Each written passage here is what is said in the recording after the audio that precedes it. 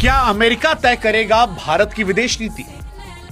क्या 140 करोड़ की आबादी वाला भारत अपनी नहीं बल्कि अमेरिका की मर्जी से अपनी जरूरतों को पूरा करेगा? क्या भारत की आजादी अब वॉशिंगटन के स्पेशल परमिट की मोहताज बन चुकी है?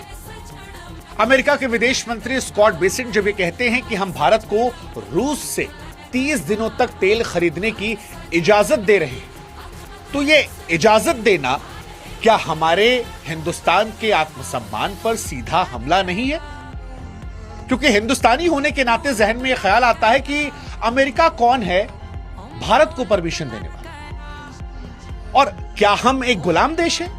और अगर आजाद है तो फिर हमारी विदेश नीति वॉशिंगटन के दफ्तर से कैसे तय हो रही है?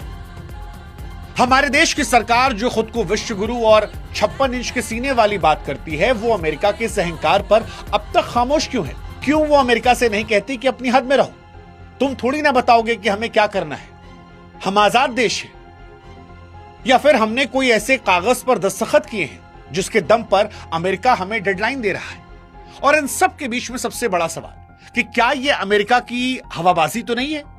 क्योंकि डोनाल्ड ट्रंप की हवाबाजी हम दुनिया भर में देख रहे हैं, उन पर भरोसा कोई नहीं करता। लेकिन क्या डोनाल्ड ट्रंप के दबाव के चलते हमने रूस से वाकई में डिस्टेंस बनाया था, रूस से तेल खरीदना बंद किया था? और अगर नहीं बंद किया था तो फिर अमेरिका को यह इजाजत देने की जरूरत क्यों पड़ी? क्या वो अपनी इज्जत को बचा रहे हैं या वो हमें डरा रहे हैं? बहुत सारे सवाल हैं जो आज अमेरिका की इस इजाजत पर आए हैं। नमस्कार, मैं हूं शुभांकर मिश्रा और इस वीडियो में हम जानने वाले हैं कि क्या अमेरिकी अहंकार के सामने हमारी चुप्पी सही है?